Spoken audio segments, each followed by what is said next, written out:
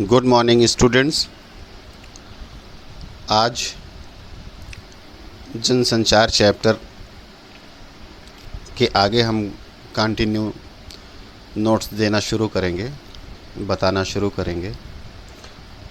अभी तक पहले की वीडियो में जनसंचार के कार्य तक मैंने आपको बातें बता दी हैं कि जनसंचार के क्या क्या कार्य होते हैं।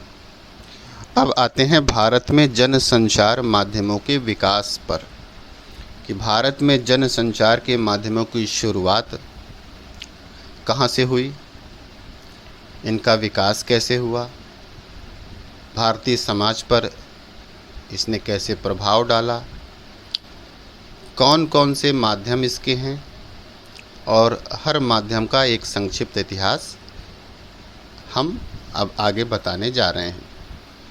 तो सबसे पहले भारत में जनसंचार माध्यमों की शुरुआत की बात आती है कि शुरुआत कैसे हुई, कहाँ से हुई। भारत में जनसंचार माध्यमों का इतिहास बहुत पुराना है। इसके बीज पौराणिक काल के मिथकीय पात्रों में मिल जाते हैं। मिथकीय मतलब जो काल्पनिक जो पात्र हैं, रामायण महाभारत जैसे पुराने ग्रंथों में। देवर्षि नारद को भारत का पहला समाचार वाचक माना जाता है, जो वीणा की मधुर झंकार के साथ धरती और देवलोक के बीच संवाद सेतु थे। अर्थात धरती का संवाद वहाँ ले जाते थे देवलोक में और देवलोक का संवाद समाचार धरती पर लाते थे।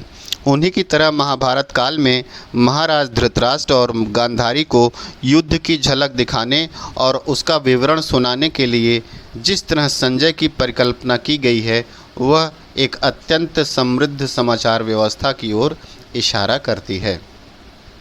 चंद्रगुप्त मौर्य, अशोक जैसे सम्राटों के शासनकाल में स्थायी महत्व के संदेशों के लिए शिलालेखों और सामयिक या तात्कालिक संदेशों के लिए कच्ची स्याही या रंगों से संदेश लिखकर उसको प्रदर्शित करने की व्यवस्था मजबूत हुई।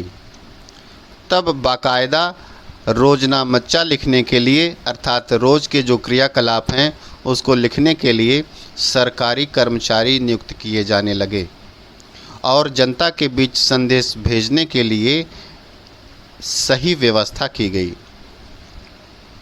लेकिन जनसंचार के आधुनिक माध्यमों के जो रूप आज हमारे यहाँ हैं, वे निश्चय ही हमें अंग्रेज़ों से मिले हैं।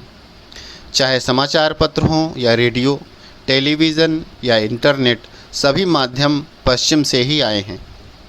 हमने शुरुआत में उन्हें उसी रूप में अपनाया, लेकिन धीरे धीरे वे हमारी सांस्कृतिक विरासत के अभिन्न अंग बन गए। चाहे वे फिल्में हों या टीवी सीरियल, एक समय के बाद वे भारतीय नाट्य परंपरा से संचालित होने लगे। शुरुआत में भले ही वे पश्चिम से प्रभावित रहे हों। इसलिए आज के जनसंचार माध्यमों का खाका भले ही पश्चिमी हो, लेकिन उसकी विषय वस्तु और उसका रंग रूप भारतीय ही है। जनसंचार माध्यमों के वर्तमान प्रचलित रूपों में जो मुख्य रूप हैं, पहला है समाचार पत्र एवं पत्रिकाएं, दूसरा है रेडियो, तीसरा है टेलीविज़न, चौथा है सिनेमा और लास्ट में इंटरनेट। इन माध्यमों के ज़रिए जो भी सामग्री आम जनता तक पहुंच रही है, राष्ट्र के मानस का निर्माण करने में उसकी महत्वपूर्ण भूमिका है। अब सबसे पहले आते हैं समाचार पत्र एवं पत्रिकाओं के इतिहास, शुरुआत और इतिहास पर। जनसंचार की समाचार पत्र एवं पत्रिकाएं।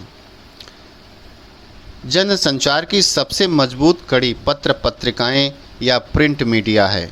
हालांकि अपने विशाल दर्शक वर्ग और तीव्रता के कारण रेडियो और टेलीविज़न की ताकत ज़्यादा मानी जा सकती है, लेकिन वाणी को शब्दों के रूप में रिकॉर्ड करने वाला आरंभिक माध्यम होने की वजह से प्रिंट मीडिया का महत्व हमेशा बना रहेगा।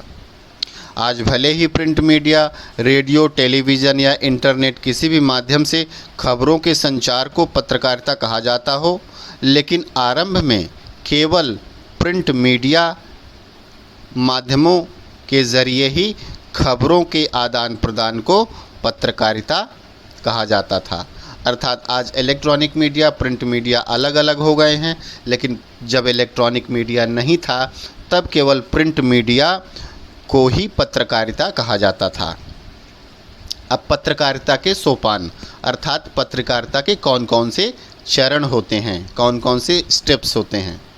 इसके मुख्य रूप से 3 स्टेप होते हैं। पहला जो है समाचारों को संकलित करना, अर्थात समाचार पहले एकत्रित किए जाते हैं। दूसरा स्टेप है उन्हें संपादित कर छापने लायक बनाना, और तीसरा स्टेप है पत्र या पत्रिका के रूप में छपने लायक बनाना। यद्यपि ये तीनों काम आपस में परस्पर जुड़े हुए हैं, पर पत्रकारिता के अंतर्गत पहले 2 कामों को शामिल किया जाता है। जहां बाहर से खबरें लाने का काम संवाददाताओं का होता है, वहीं तमाम खबरों, लेखों, फीचरों को व्यवस्थित तरीके से संपादित करने और उन्हें सुरुचिपूर्ण ढंग से छापने के काम में संपादकीय विभाग महत्वपूर्ण भूमिका अदा करता है। आज पत्रकारिता का क्षेत्र बहुत व्यापक हो चला है। खबर का संबंध किसी एक या 2 विषय से नहीं होता है। दुनिया के किसी भी कोने से घटना समाचार बन जाती है, बशर्ते कि उसमें पाठकों की दिलचस्पी हो और उसमें सार्वजनिक हित निहित हो। अब आते हैं भारत में अखबारी पत्रकारिता का आरंभ, मतलब जो प्रिंट मीडिया का जो न्यूज़पेपर है उसकी शुरुआत कहाँ से हुई, इसकी अब बात करते हैं। भारत में अखबारी पत्रकारिता की शुरुआत सन 1780 में जेम्स ऑगस्ट हिकी, मैं फिर से कह रहा हूँ 1780 एडी में जेम्स ऑगस्ट हिकी के बंगाल गजट से हुई, जो कलकत्ता से निकला था। मैं फिर से रिपीट कर रहा हूँ, बहुत इम्पॉर्टेंट फैक्ट है। भारत में अखबारी पत्रिका की शुरुआत सन 1780 में जेम्स ऑगस्ट हिकी के बंगाल गजट से हुई, जो कलकत्ता से निकला था, प्रकाशित हुआ था। जबकि हिंदी का पहला साप्ताहिक पत्र उदंत मार्तंड भी कलकत्ता से ही प्रकाशित हुआ था, जो 1826 में पंडित जुगल किशोर शुक्ल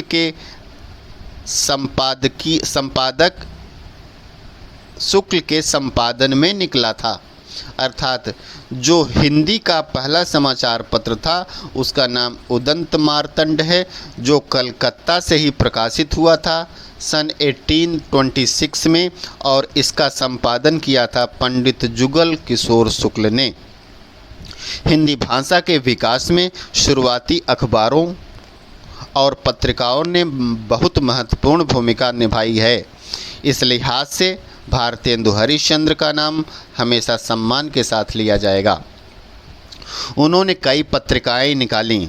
आज़ादी के आंदोलन में भारतीय अखबारों और समाचार पत्रों ने बहुत महत्वपूर्ण भूमिका निभाई। महात्मा गांधी, लोकमान्य तिलक और मदन मोहन मालवीय, ये सभी स्वतंत्रता संग्राम सेनानी थे। मदन मोहन मालवीय जैसे नेताओं ने लोगों को जागरूक बनाने के लिए पत्रकारिता की शुरुआत की थी। गांधी जी को हम समकालीन भारत का, मतलब उस समय पराधीन भारत का सबसे बड़ा पत्रकार कह सकते हैं, क्योंकि आज़ादी दिलाने में उनके समाचार पत्रों ने बहुत महत्वपूर्ण भूमिका निभाई थी। इस समय के प्रमुख पत्रकारों में, मतलब आज़ादी के पहले के प्रमुख पत्रकारों में गणेश शंकर विद्यार्थी, माखनलाल चतुर्वेदी, महावीर प्रसाद द्विवेदी, बाबूराव विष्णुराव पराड़कर, प्रताप नारायण मिश्र, शिव पूजन सहाय, राम वृक्ष बेनीपुरी और बाल मुकुंद गुप्त हैं। उस समय के महत्वपूर्ण अखबारों और पत्रिकाओं में केसरी, दूसरा हिंदुस्तान, तीसरा सरस्वती, चौथा हंस, पांचवा कर्मवीर, छठा आज, सातवां प्रताप, आठवां प्रदीप और नौवां विशाल भारत प्रमुख समाचार पत्र थे। ये तो हुई स्वाधीनता के पहले, आज़ादी के पहले के समाचार पत्रकारिता का इतिहास। अब आते हैं स्वतंत्र भारत के प्रमुख समाचार पत्र कौन कौन से हैं। इनमें आज़ादी के बाद के प्रमुख हिंदी समाचार पत्रों में, हिंदी अखबारों में नवभारत टाइम्स, जनसत्ता, नई दुनिया, राजस्थान पत्रिका, अमर उजाला, दैनिक भास्कर, दैनिक जागरण और पत्रिकाओं में धर्मयुग, साप्ताहिक हिंदुस्तान, दिनमान, रविवार, इंडिया टुडे और आउटलुक का नाम लिया जा सकता है। इनमें से कई पत्रिकाएं बंद हो चुकी हैं। आज़ादी के बाद के हिंदी के प्रमुख पत्रकारों में सच्चिदानंद हीरानंद वात्सायन अज्ञे, रघुवीर सहाय, धर्मवीर भारती, मनोहर श्याम जोशी, राजेंद्र माथुर, प्रभास जोशी, सर्वेश्वर दयाल सक्सेना, सुरेंद्र प्रताप सिंह आदि महत्वपूर्ण पत्रकार और संपादक हैं। अब यहाँ तक मैं आपका अखबार तक मैं यहीं पर वीडियो को ख़त्म कर रहा हूँ। अगले वीडियो में रेडियो, टेलीविज़न और सिनेमा के इतिहास की बात करेंगे।